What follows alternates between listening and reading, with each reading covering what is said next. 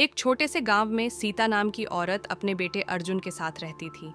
उनके पास घर तो टूटा फूटा था, पर दिल बहुत बड़ा था।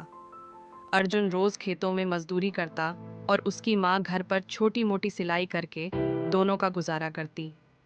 उनके घर में एक छोटा सा कुत्ता मोती भी था, जो अर्जुन के हर दुख सुख का साथी था। एक दिन अर्जुन अपनी माँ से बोला, माँ, कब तक हम ऐसे ही दूसरों के खेतों में मजदूरी करेंगे? अपनी जमीन होती तो मैं भी खेती करता। सीता ने बेटे के सिर पर हाथ फेरते हुए कहा। बेटा, भगवान पर भरोसा रखो, मेहनत करने वाले का हाथ खाली नहीं जाता। लेकिन गांव का साहूकार अर्जुन को देखकर हंसते हुए बोला, अरे अर्जुन, सपना देखना छोड़ दो। तुम्हारे बाप ने जो मुझसे कर्ज लिया था वो अभी तक बाकी है। पहले वो चुकाओ, तब सोचो जमीन के बारे में। ये सुनकर अर्जुन और उसकी माँ का दिल टूट गया। रात को अर्जुन बहुत उदास था। तभी मोती उसके पास आया और धीरे से उसका हाथ चाटने लगा। अर्जुन ने रोते हुए कहा, मोती, काश मैं तुम्हें भी अच्छा खाना खिला पाता। अब तो हमारे पास कुछ भी नहीं बचा।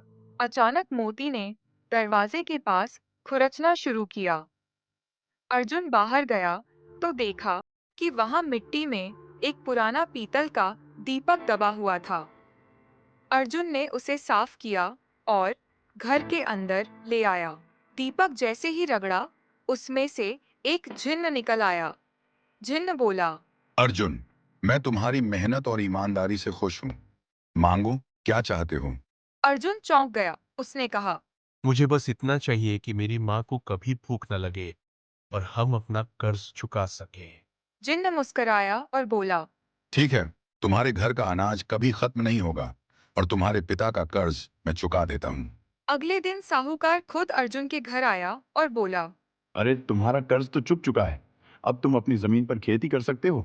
अर्जुन और उसकी माँ खुशी से रो पड़े। उन्होंने मोती को गले लगाया और कहा, अगर ये दीपक हमें मिला तो इसका कारण भी तू ही है। गांव के लोग भी अर्जुन को देखकर बोले, सच्ची मेहनत और नेक दिल इंसान की किस्मत कभी खाली नहीं रहती। और इस तरह अर्जुन, उसकी माँ और मोती ने अपनी छोटी सी दुनिया में खुशियों का नया दीपक जलाया।